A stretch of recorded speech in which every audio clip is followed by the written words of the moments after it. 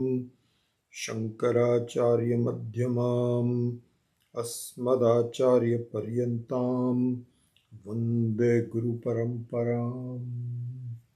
Om Bhadram Karnebhi Shrunuyama Devaah Bhadram Pashyema Akshabhiryajatraah Sthirairangayistuštuvagumsastanubhi Vyashema Devahitam Yadayuh Swasti na Indro Vriddhashravah Swasti na Pusha Vishwavedah Swasti nastarksho Arishtanemihi Swasti no Brihaspatirdadhatu Om Shanti Shanti Shanti.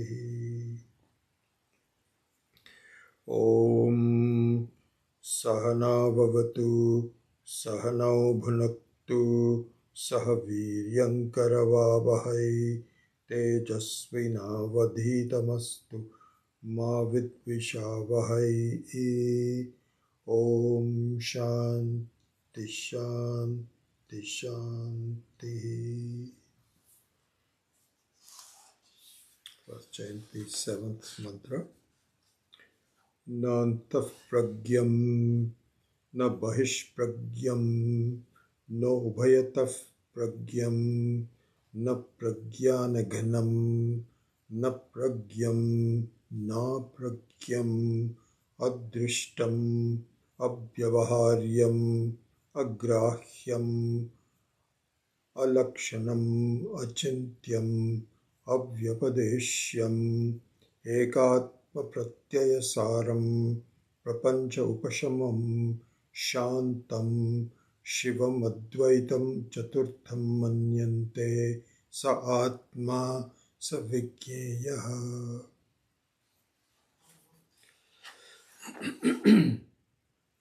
So in this mantra, both the negative and the positive indications to understand the reality of who we are given, and both are necessary.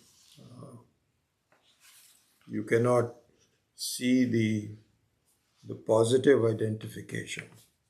This is what is called lakshana. So lakshana means the unique characteristics of something is called lakshana.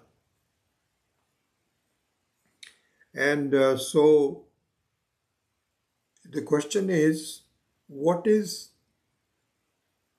our lakshana? What is your lakshana? What is my lakshana?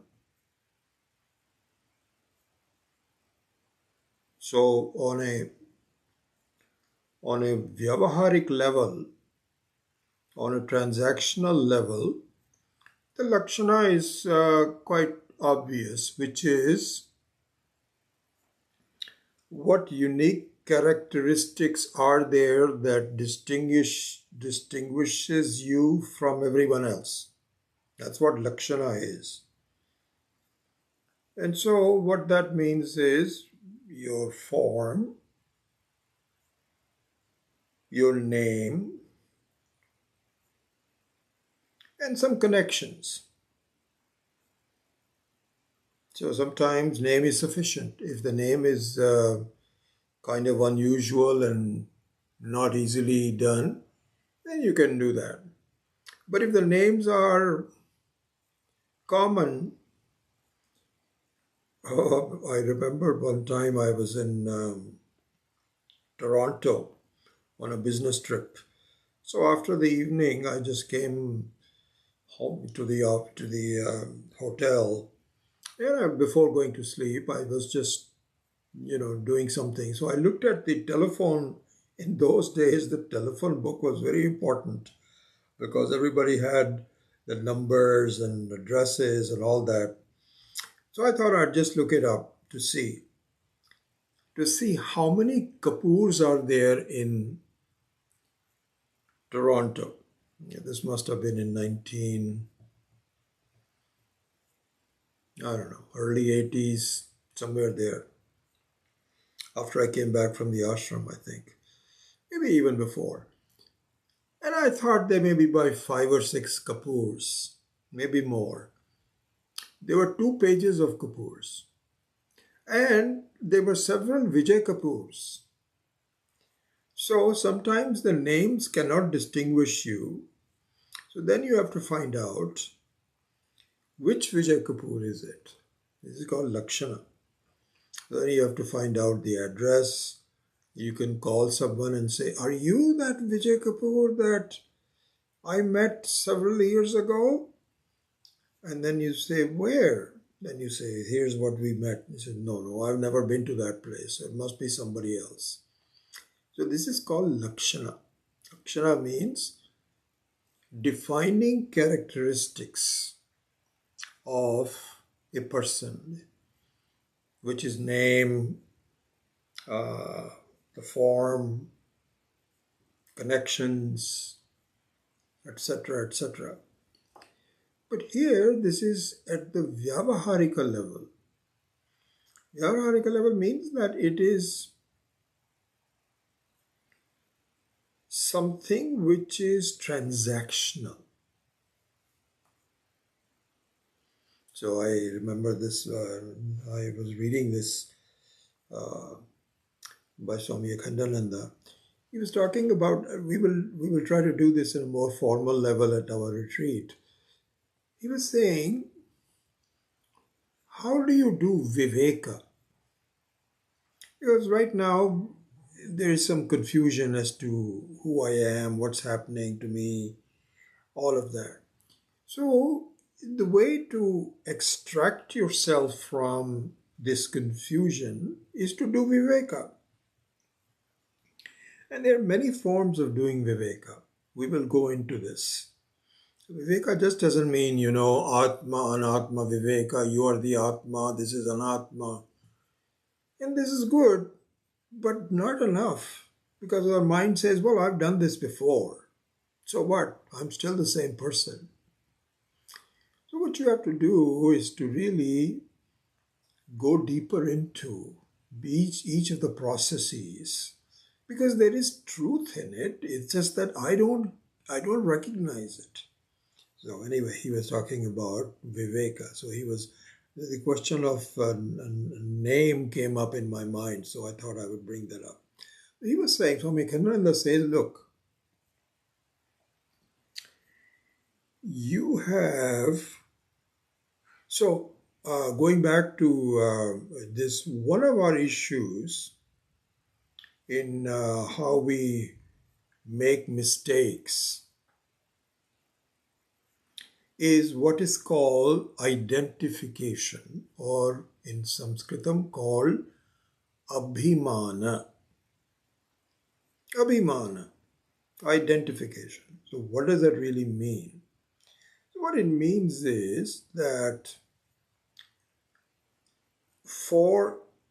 in a given setup,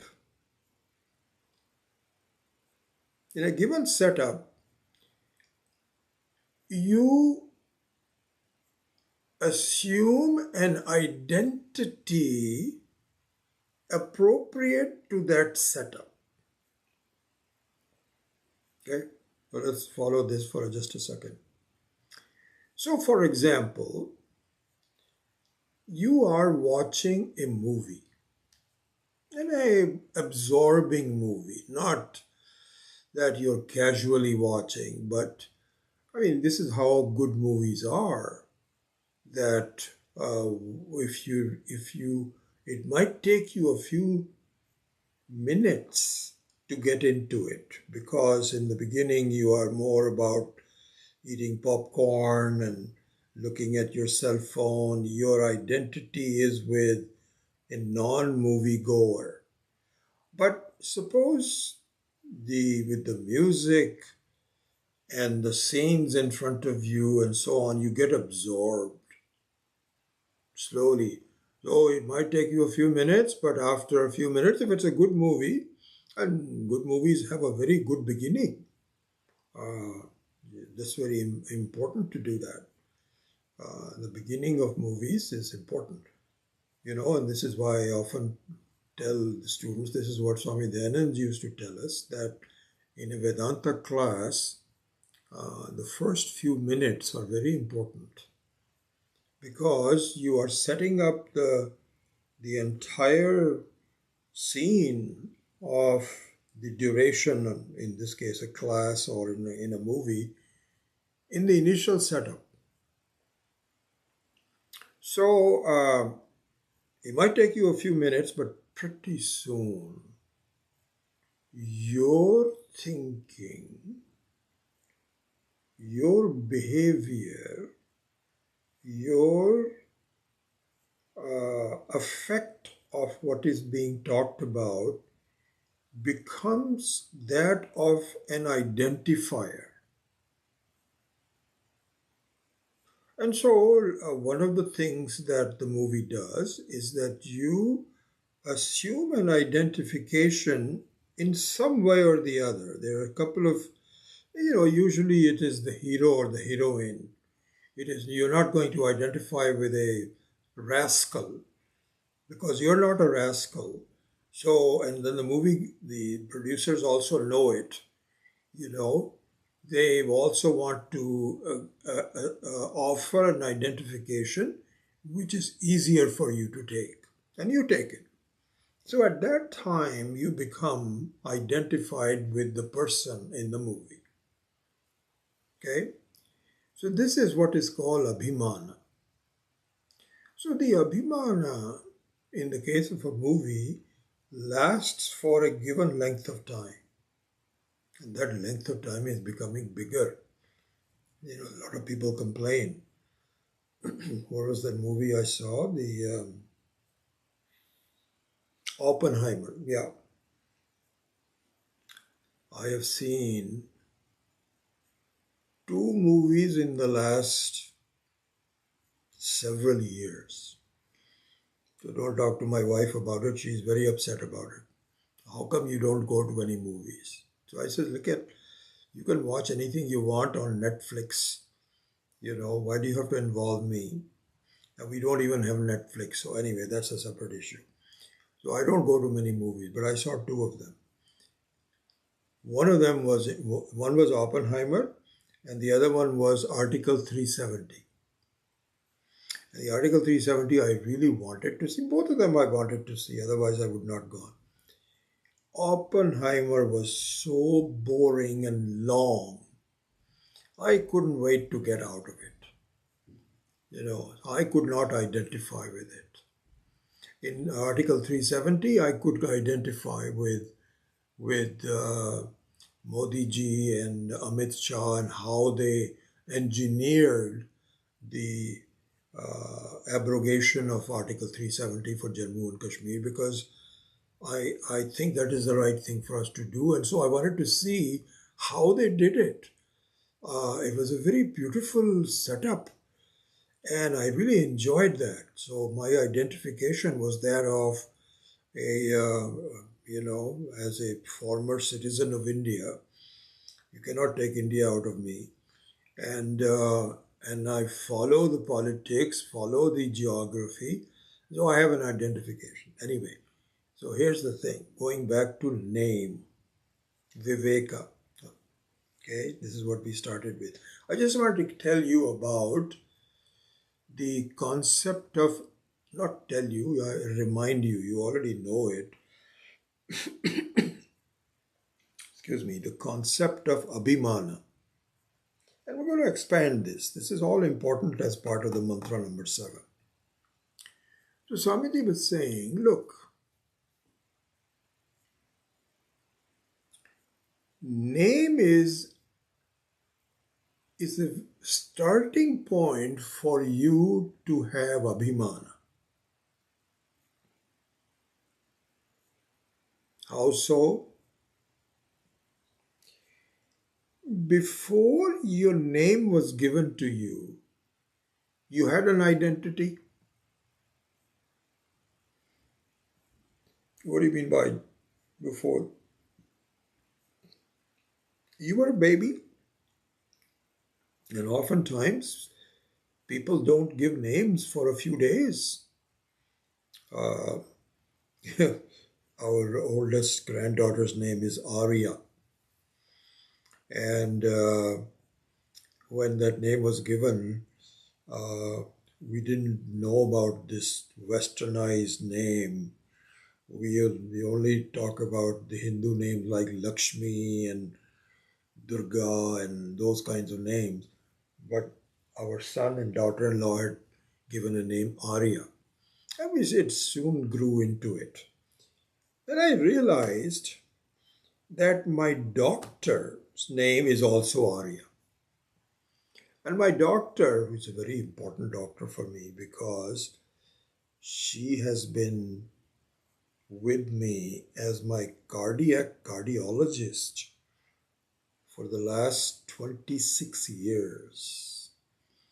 From the day I met her, even after that I had a heart attack and I had given a bypass surgery and she stayed through it. And even now I see her.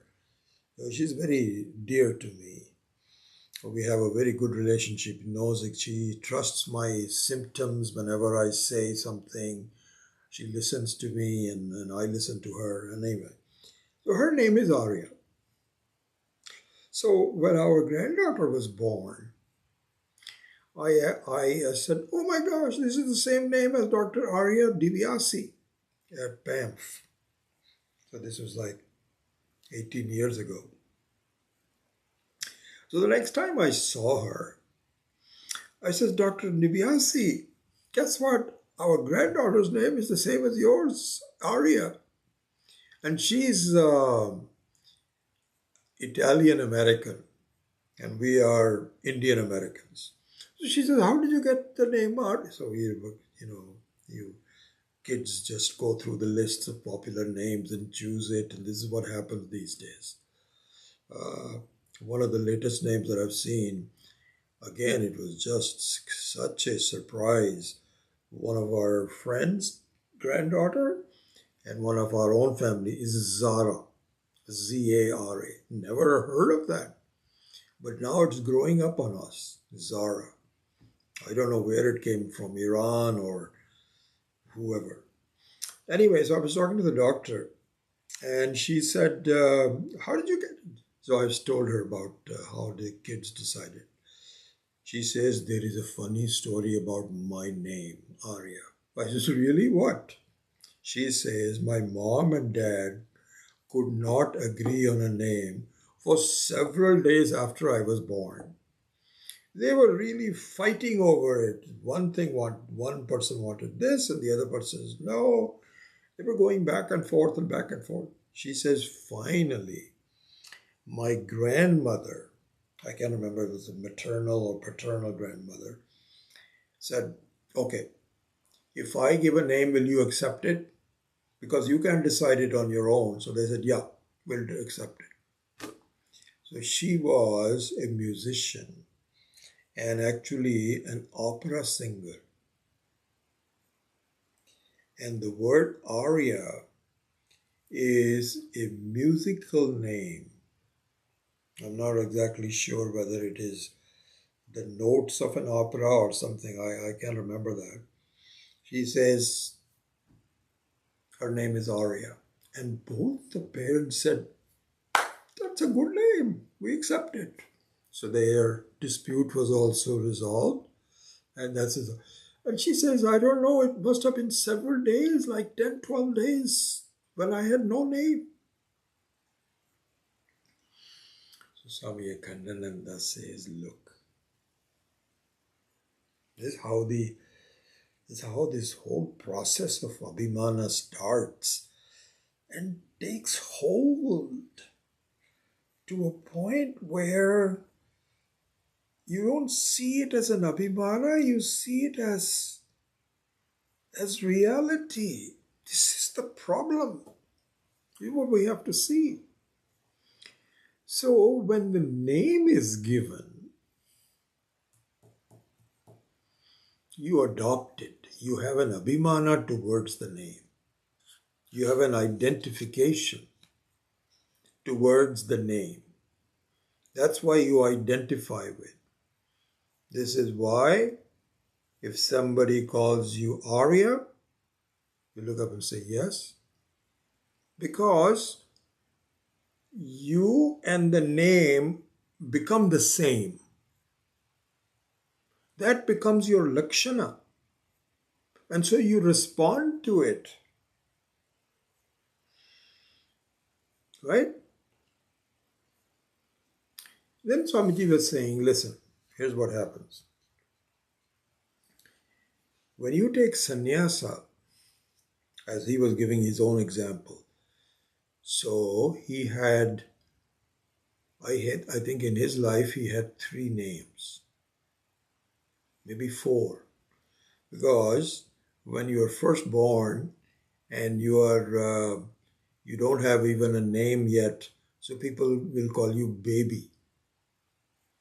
And we have one of my wife's uh, my wife's sister-in-law. She has a young brother in India, younger than us, and his wife's name is she has a different name, but her name has stuck as baby. She is now 65 years of age, but the name is called baby. Is what everybody calls her. Hi, baby. And baby is 65 years old. He's nice and stout and, tall and everything. Baby. So, Swami Akhandananda says that when I was a youngster, my name was not given, so it was called, in UP, whatever the name is, they'll say Bachu, Bachuka, or something like that, like a baby. So that was his first name. Then he was given some kind of a name which I don't think he has mentioned, and if he did, I don't remember. This was when it was a proper name given when he was a youngster and so on. Then he was given, when he became a person well versed in Shastras, he was an expert in Bhagavatam.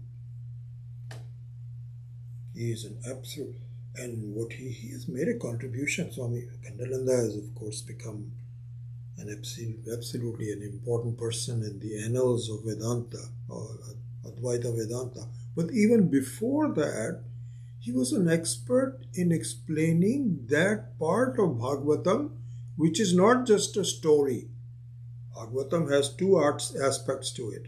One is the story of Sri Krishna, how he was born and how problems that he had, and how he became a very popular person, and etc. All of that. The other one is the Vedanta in Bhagavatam. What is the meaning of everything? So that many people don't know. Somehow, Swami Akhandananda became an expert in teaching Bhagavatam in the Vedantic way. So much so that many of the Mahatmas would invite him just for doing that. Even they didn't know. So this is all given, and this is his autobiography or biography called Pavana Prasanga, in that book that many of you have. This is all explained in that. Anyway, so his second name was, or third name if you want to call it, was Shantanu Pandit. Shantanu was his name, and they applied the name Shantanu Pandit. Applied the name Pandit to Shantanu. So he became Shantanu Pandit for a number of years. And he was still, quite frankly, he was, as he was explaining, this is something very important for us to see, that the understanding of the self may take a lifetime. And for most people, it usually does. But if we persist in it, and if we are sincere in our quest, and we do the right kind of vichara, and that should become the primary goal for us. It finally happens. Then you realize, oh my God, this is what I've been doing. But when that happened with him, towards the latter part of his life, and I don't know exactly when, I think he passed away when with his body gave out in the age of 80 plus. But perhaps my guess is that it wasn't until he was in his 50s or 60s that he became Swami Akhandananda, not Shantanu Pandit. So Swamiji was saying, here's what happens. And I've seen this in my life also when Swami Dayananda used to give Diksha on in Rishikesh on Mahashivaratri. So this was his tradition, that when he would impart Swaminihood to some people, he would do it on Mahashivaratri in Rishikesh. And there were several years, maybe 4 or 5 years, when I would make a yatra for that. And it was a very common thing for me. I would take my permission from my wife for 2 weeks. 1 week I will spend with my mom and dad in New Delhi, and only with my mom after my dad passed away in New Delhi. And the second one, I will go to Rishikesh, and I would time it so that I'm there on Mahashivaratri. And in Mahashivaratri, he would give Diksha, means he would give sannyasa to generally about 5 or 6 people. And so I've watched quite a few, many of the Swamis that reach that. So funny thing happens is, a new name is given to them. This is my whole point. So before that, they were, I don't know, I'm just going to just pick up,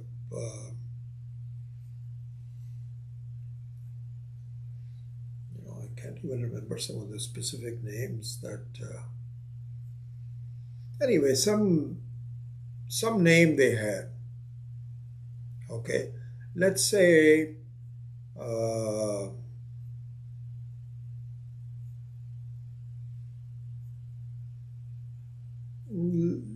just say their name was Rama.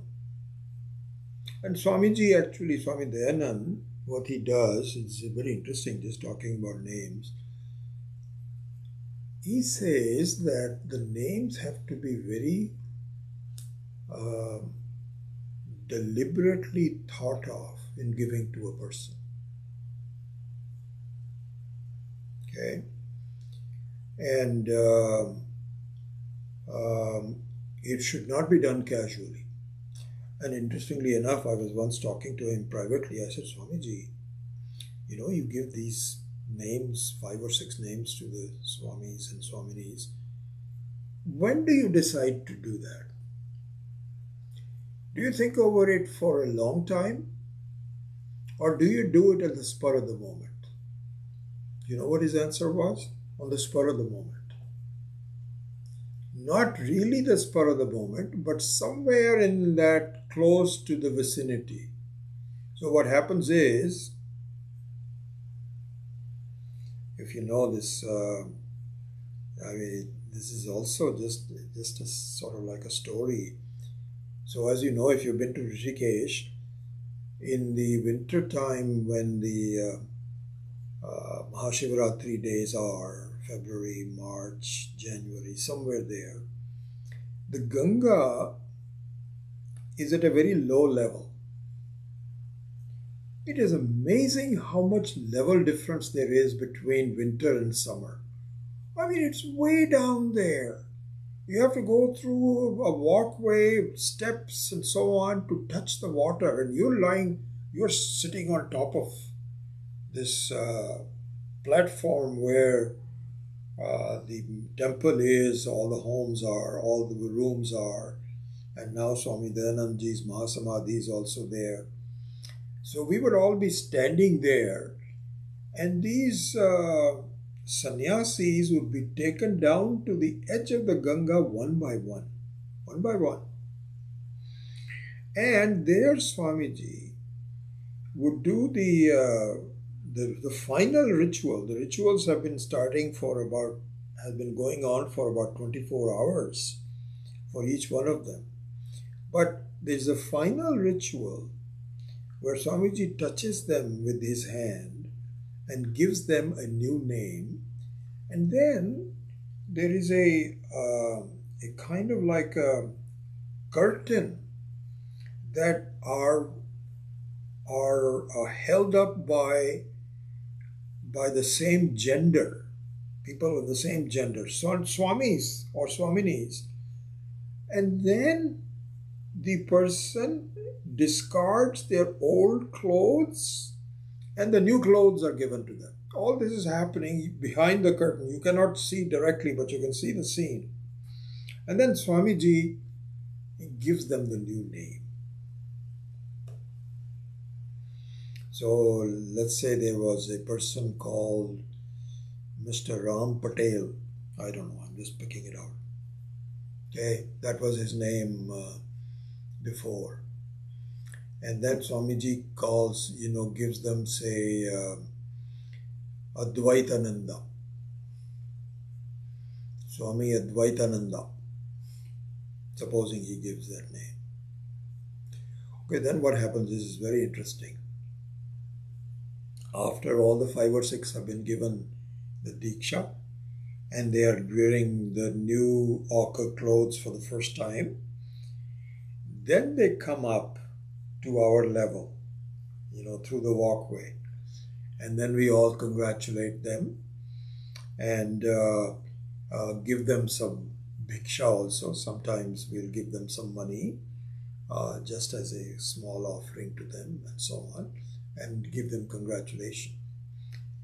So Swami Akhandananda says, look, just before the Diksha, their name was Mr. Ram Patel. And so people will say, hey Ram, there's a telephone call for you. So Ram would jump at that. Oh, okay, I'm coming. Then after this, it is Advaitananda. So the name Advaitananda is so new to them that they don't yet have the abhimana towards it. They don't have the identification. If somebody says Swami Advaitananda, it's very possible that you will say, who is he talking to? Then he'll say, oh, that's my name. Oh, so the abhimana is not there. Then after a while, the name Advaitananda becomes stuck with them. Their identification is now complete. And if now somebody says, hey Ram, I remember this so well. There was we had arranged for a talk for Swami Tattvavidananda in Milpitas. I think many of you may have been there. And this was the last talk that we had sponsored for him several years back. So in that talk, there was a person sitting in the audience, and he approached me and he says, do you know what he was in his before he became a Swami? So I said, I think he was a scientist. He says, so he was working for some kind of a chemical company? I said, yes. He said, oh my God. Oh my God. I knew him. I actually worked with him. And he gave me his name. I forgot his previous name. So he says, okay, it's the same person. Oh, good heavens. Yeah, I thought so. this is the effect of this is the name. This is the effect of abhimana even towards the name. Forget about something more substantial. Just the name is very important. And so Swami Kandananda says, start with that. Because you are someone even before you had the name. You are someone even if your name changes. Isn't it? Do that viveka. Then now let's go to more damaging. This also is damaging in the sense that you react to a certain identification without really thinking about it, because you become one with it, right? And it's as simple as a name, but there's much more to it. How? This is where the Mandukya Karika, in the Mandukya Upanishad, the 7th verse becomes very important. Verse number 1, 2, 3. It says, you are taking different identifications in your life. But that's important. So here both different and identifications are important to do vichara on. And both are together are important because, you see, look at this. Suppose, so in the case of you're going to a movie, your identification with the movie is only for an hour and a half. Very effective identification, but only for an hour and a half. Then it ends. Your identification with the name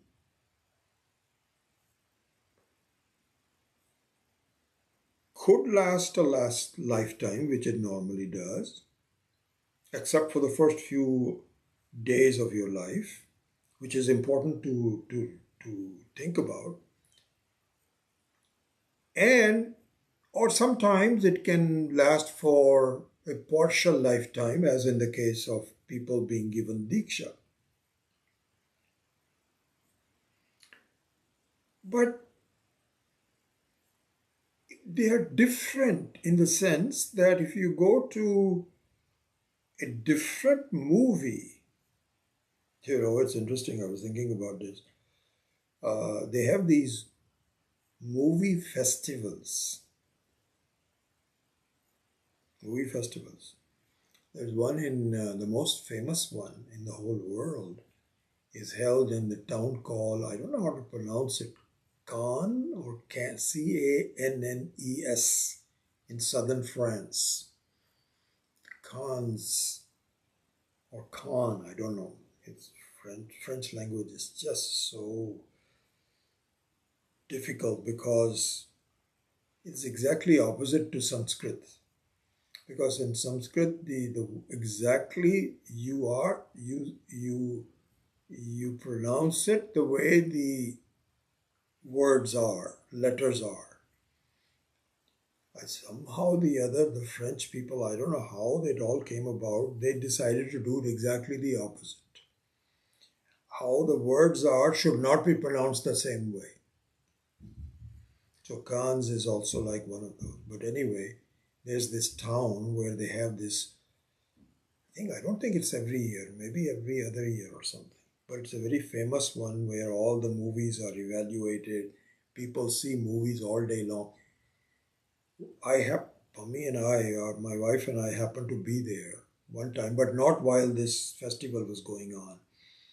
We have a friend who has a very big house close by, and it's called Mujan. And so she was taking us around, and we went to Italy also with her, all kinds of things. So she was telling us, hey, you want to see Cannes? We said, yeah, We heard about it. So she showed us how the buildings were and so on. Nothing was going on. In that festival, people will see multiple movies every day. So in that case, you will have multiple identifications. In one movie, you may be laughing. Another movie, you may be crying. Possible. In another movie, you may be indifferent. Possible. So different identification means the differences actually define the word identification. Identifications by nature have to be different, limited by nature, by its definition. Otherwise, it will be called swarupa. If it is the person who is assuming the role of an abhimana, is called jiva. As we will see later, even jivatvam is also an identification. Amazing. But now for the time being, let's say you have a fixed jiva. So at that time, it is such a basic identification that you don't even consider an identification. So a jiva can take different identifications, like going to different movies. Mandukya says, okay, you ready with this? Now you understand what identification is? And you understand the limitedness of identification? So we said, yes, we got it. Okay, now let us apply it. This is the concept. Now let us apply the concept. I use the word, this is what I'm using these words. Even in our retreat, I will do the same thing. Concepts. Topic. You know why? Because this is all from Swami Dayananji's teaching, from his style of teaching, his fundamentals of teaching have all just seeped into me. Like, for example, he does not call Vedanta as a philosophy. I've already talked to you about that. He doesn't call it as a philosophy. He calls it as knowledge. Philosophy is speculative. Knowledge is not. So people that say philosophy, and this is misused all the time. But I was very, very, very pakka when it come to it. So similarly, there also he would say, in the case of identification and so on, abhimana, what is the difference between swarupa and abhimana? Swarupa is one where that is your own nature. Abhimana is one that you assume an identity for a while. So here Mandukya says, listen, now that you understand the concepts, okay, so Swami, then I didn't quite complete that thought. Swami Dayananji never used the word theory and practice. This is an important concept. Let me spend a couple of minutes on that and I'll come back to the main topic. So this is often it is said that, I know the theory of Vedanta, but I don't know how to apply it.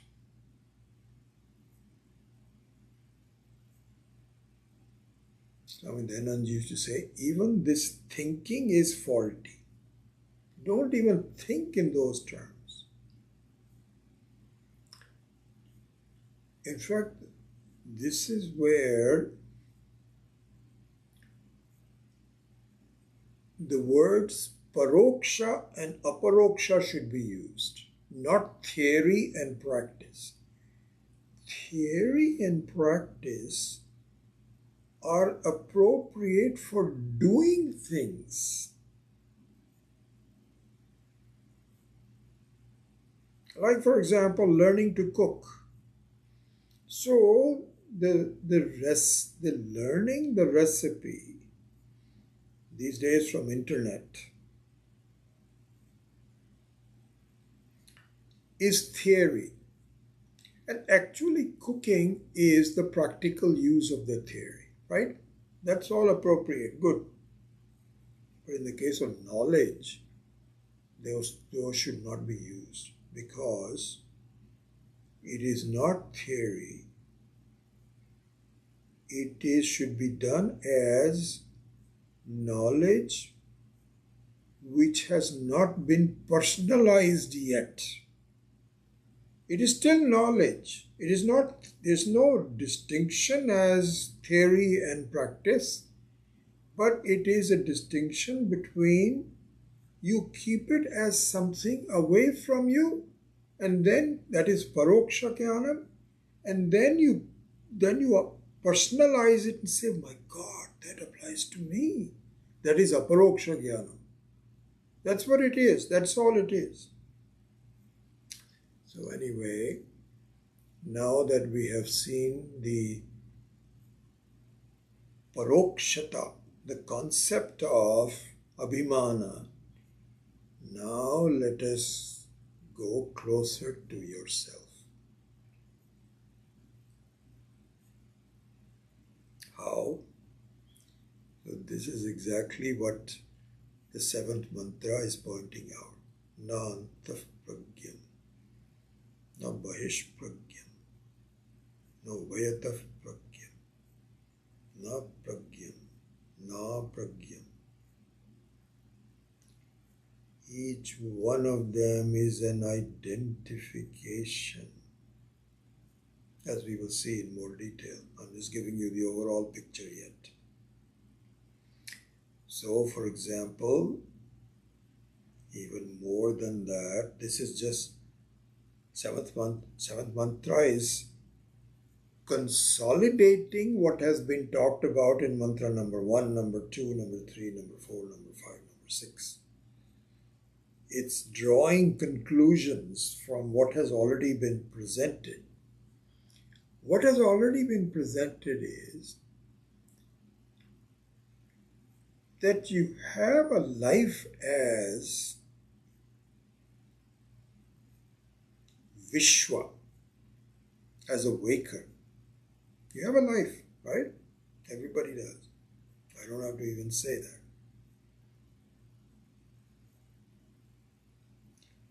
Is your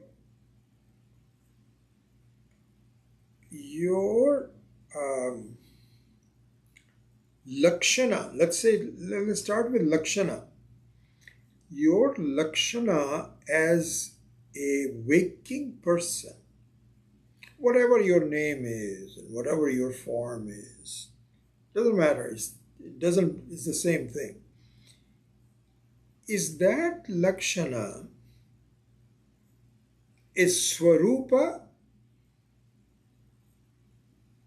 or an abhimana? This is what we have to see.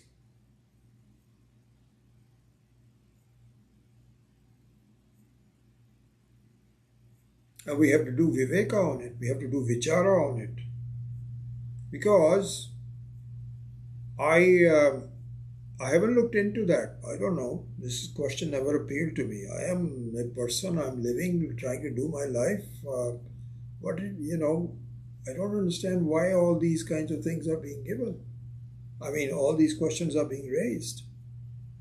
They're being raised because you're not done with what you really want to do, which is to be completely happy. I'm just trying to tell you that these are the methods that one has to use in order to gain total freedom. So in doing so, this question becomes important, that you as a Vishwa, or you as a Tejasa, or you as a Pragya, is that your Swarupa or is that an Abhimana? It's an Abhimana. Why? Because if it was your Swarupa, which is Turiya, it would be there regardless of any experiences. Number one. And experiences means what? Even the word experience is self-describing actually. Because the word experience means it has a limited time. It has started. I had a very nice experience. So when you say I had a very nice experience, what does it mean? That means that before the experience, I didn't have the experience. Then I had the experience and now it has ended because I had one. So clearly the experience was something that was very limited in terms of time and space and the very form of whatever the experience was. Right?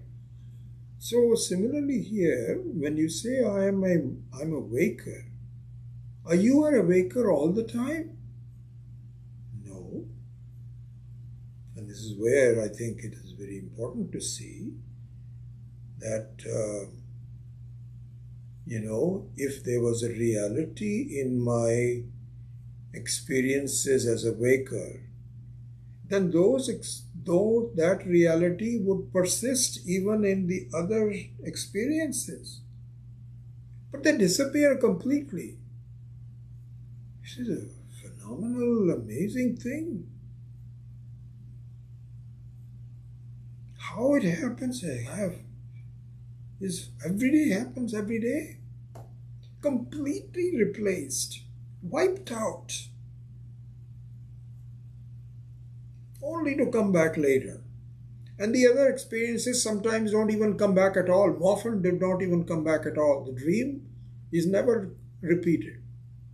It's always you may have some common nightmares and so on. Because I recall this, I remember in my life, I must have been, I don't know, teenager or somewhere, where I used to have nightmares of snakes. And the form of snakes, the context of the snakes were different, but it was a very scary kind of a thing. I remember this so well. And someone gave me this idea. Oh my God, just released me from it. I can't remember whether I read it in a book or someone talked to me about it. I can't even remember that. What they said was, here's the thing to do. Before you go to sleep, you visualize a snake. And you tell the snake, I'm not afraid of you. Come. It's okay. I don't mind. Come. Do you know that eliminated my nightmares? May have taken a couple of nights or something. Gone. So, the dream experiences, the dream abhimana may be different. And the Jagrat Avastha, the waking abhimana, may be somewhat persistent. Somewhat persistent means you still have the same people and so on, although they could be different. You can be married to one person for 15 years, then you divorce that person and you have a new spouse. But for those 15 years, the same spouse occurs every night, every day. So there is some, but it is not Swarupa, because Abhimana only stays for a limited time. And it is superimposed on you. This is what's the very famous statement. Adhyaropa apavadabhyam nishprapancham prapanchate. This is the concept of Abhimana. means it is an adhyaropa. Adhyaropa on what? Adhyaropa means it's a superimposition. Abhimana by nature is a superimposition. Right? You have a certain identity before you go to the movie, and then during the movie, the abhimana is superimposed on you, and then it goes. Adhyaropa apavadabhyam nishprapancham prapadyate. Nishprapancham means one which is ekam advatiyam, na anekam, single person. Turiyam, Advaitam. Prapanchate means they, Shastra, they means the teachers, the wise people, they show it to you. So that also has to be talked about. This is where the uniqueness of Vedanta has to be understood. That it is not like you already have some prapancha and you don't like it because there's too much going on in your mind and you're in the world and experiences and you're bothered by it. I just want to be myself. Okay? All right, be yourself. What are you going to do? So you have various approaches on doing it yourself. Okay? You can sleep, or you can take some drugs, or you can do pranayama and yoga. And slowly the thoughts that used to bother you are eliminated. And if you become very adept at it, you are now in savikalpa samadhi and in nirvikalpa samadhi, and you sit there. And you say, wow, this is good. I'm very happy that I found a way to escape from the hustle bustle of the whole world. This is excellent. I'm just being myself.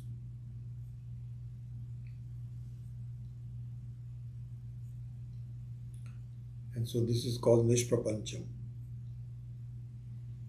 Nishprapancham means there is no prapancha. Prapancha means all these fivefold experiences of seeing, touching, smelling, etc. This is what constitutes our experience. It's all gone. I'm just being myself. I feel this is what I need to do. Okay, keep doing it. How long can you keep doing it? I'm hungry.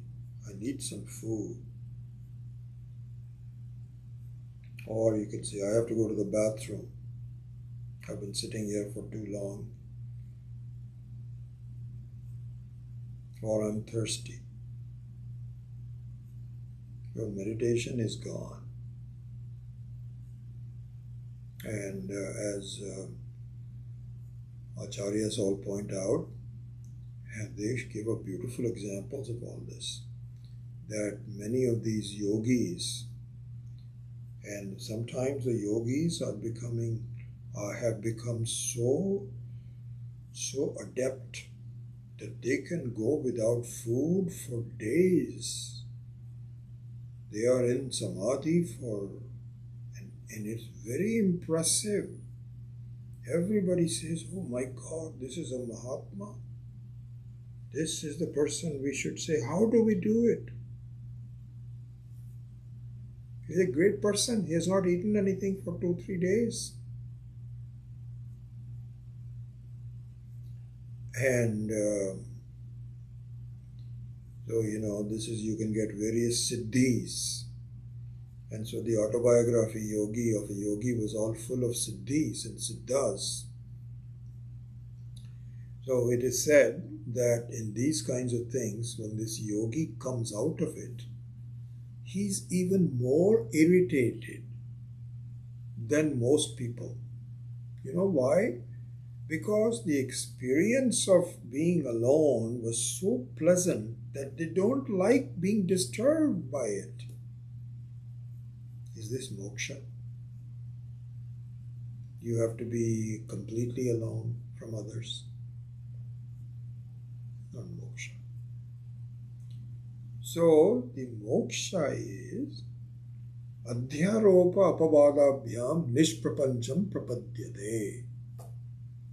Prapanchate, sorry, prapanchate, not prapadyate. Prapanchate. It means that you have, and this is all very consistent with what you were talking about, the bhavasagara, that I want to be different. I want to be different. I'm working on improving myself. So the current situation you reject, something new that I have to adopt. So Vedanta says, please, please, please. It's not the way. It doesn't work. Just trying to be quiet doesn't work. Quietness, the real quietness is when you are okay, even if there is noise going on. But how? How am I going to be okay if there is noise going on? This is what we have to learn. That is your real nature. And you just have to see that, and you have to listen to what we are talking about in introducing yourself. So therefore, this becomes the fact that abhimana is the issue I have to work on. I am identified with things one after the other. First, I'm identified with the name, then I'm identified with the form, the body, and within the body, I'm identified with waking state. That also goes with the dream state, limited. That also goes.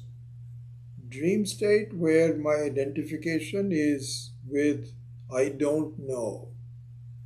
Total darkness, total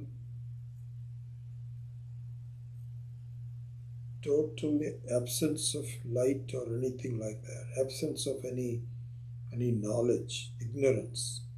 I'm identified with that. Back again to I am a waker. Back again to this is what happens. Identification. I'm jumping from identification to identification to identification. That's all I think there is. So here, the Shastra says these are the three states. Okay, Jagrata Avastha is a state. It's a experience. Dream Avastha is a state. Sleep Avastha is a state. But you should look at the fourth state.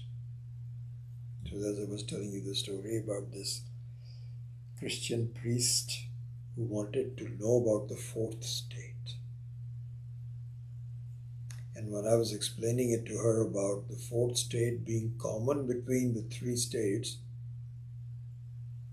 she lost interest. You know why she lost interest? Because she says, that is funny. I thought you were going to tell me about a new experience that I've never had before. I was looking forward to it. And I recall that conversation with her. I mean, we were sitting across a big table and her body language was very anxious to find out from this Hindu teacher of Vedanta who was going to tell me something new that I didn't know. Christianity also doesn't talk about it, but she had heard about it. So she was very anxious. So once I started explaining, her body language. Oh. And she was very polite. Oh, I see. I understand. But her anxiousness had disappeared. disappointment. And I left her by saying, if you have any further questions, I'll be happy to talk about it. She never called me again. I never went back to her. No understanding, not very, very little understanding. So this is exactly what our situation is that in life, that we're looking for some kind of a new experience.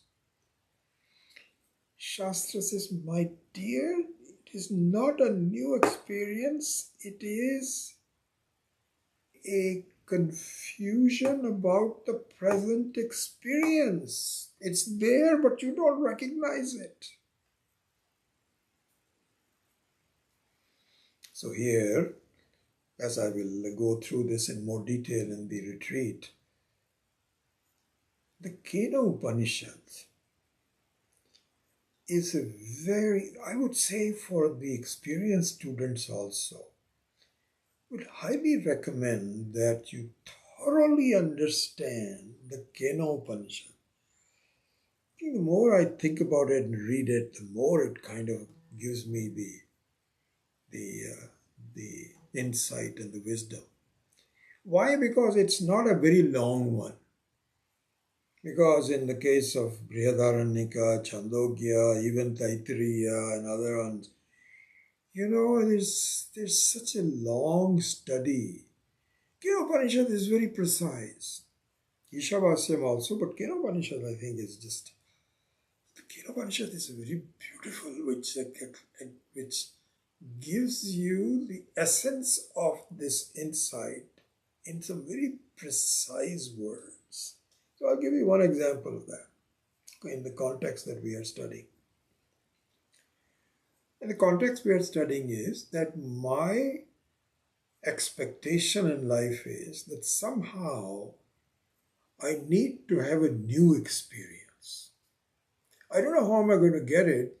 And maybe the when to do is to go to these Mahatmas who are they seem very happy. They seem happy because the world doesn't seem to bother them. Whatever is happening, they are still happy. They're smiling and laughing. That kind of appeals to me because I'm very bothered by things that are happening. And I don't want to be bothered. So I want to learn how this person is so happy. What kind of an experience that person has. And learning from that person. So can you please teach it to me? And there's so many of such so-called teachers who will say, oh yeah, of course. Unfortunately, some of them take money, but leave aside that part of it. I'm sure, come to our classes and you have to meditate. Just sit down and so on and so forth. And how, pretty soon you do pranayama and you sit straight and you all do this and you feel good and say, how was that? Oh, that was very good. Okay, come back next week.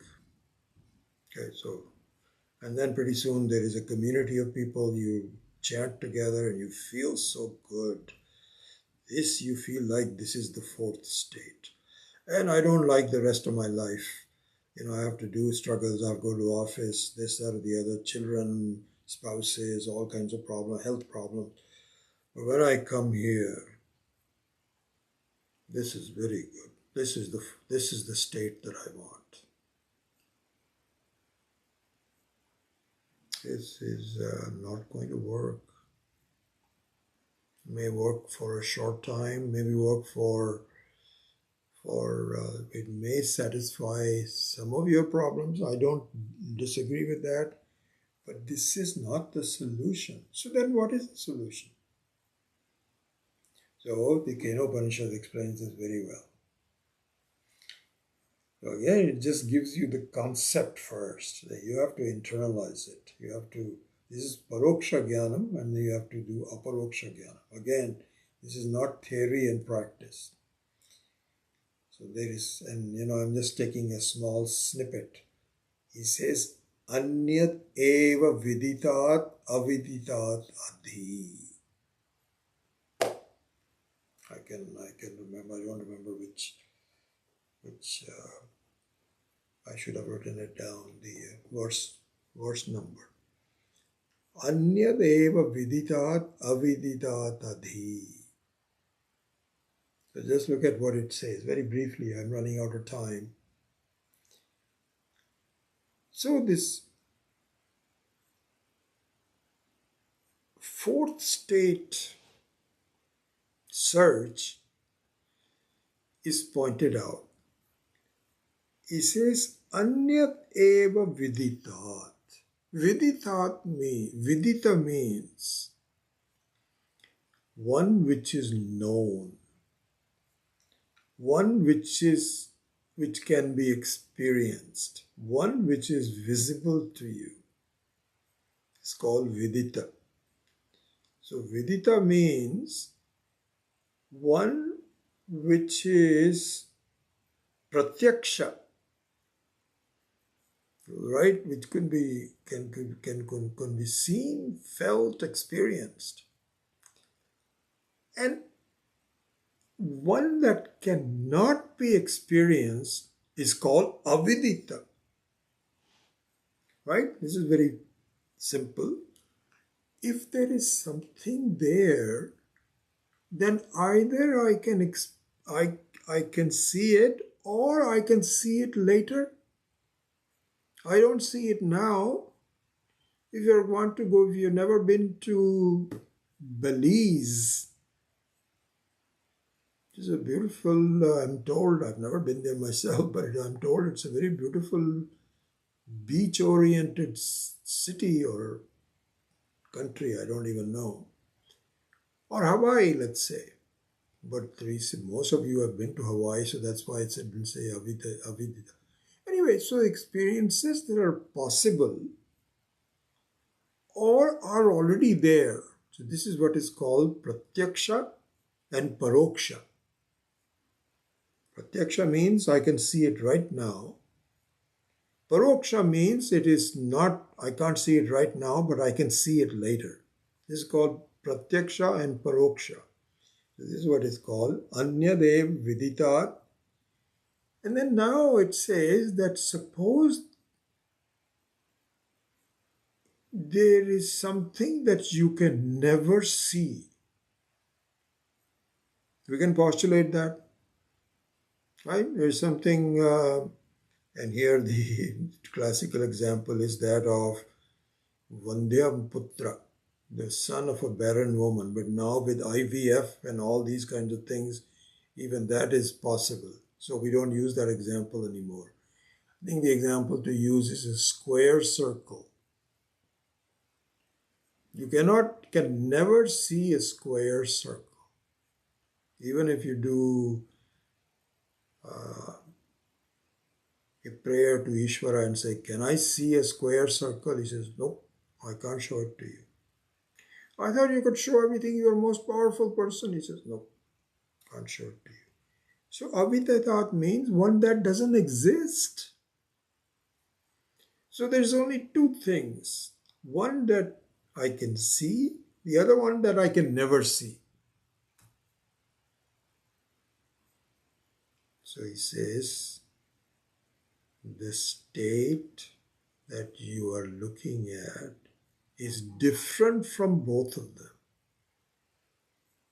Anyat eva viditat aviditat adhi. So this is you, the self. How is that you, the self? Viditat aviditat adhi. This is the Turiya, and this is what the seventh mantra is talking about. And we'll go into more detail, starting with this particular mantra from Kena Upanishad itself, because I didn't get a chance to complete it in the next class. So as far as the next class is concerned, so next Saturday, as you know, we will have the 2-day retreat, so there will not be a class on the 12th. So we will have the next Saturday class on the 19th. I have to look at the calendars to see if there's no holidays, but I think so, on the 19th.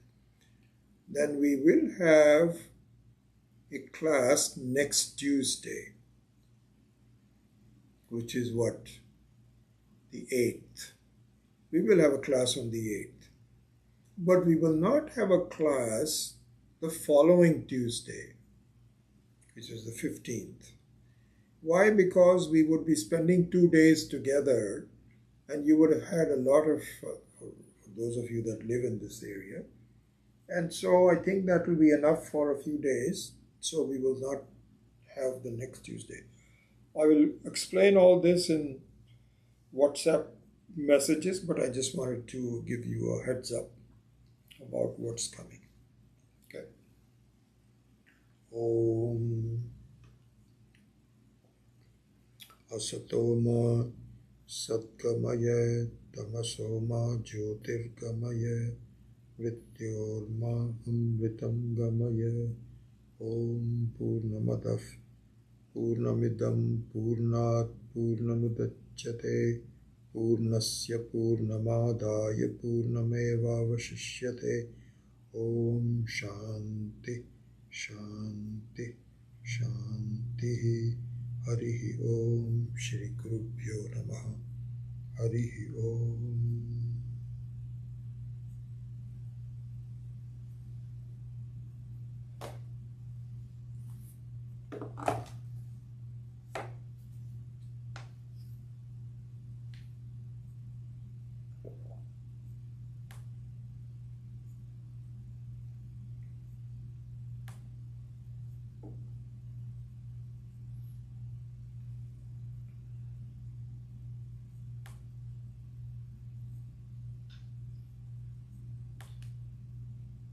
In the next class.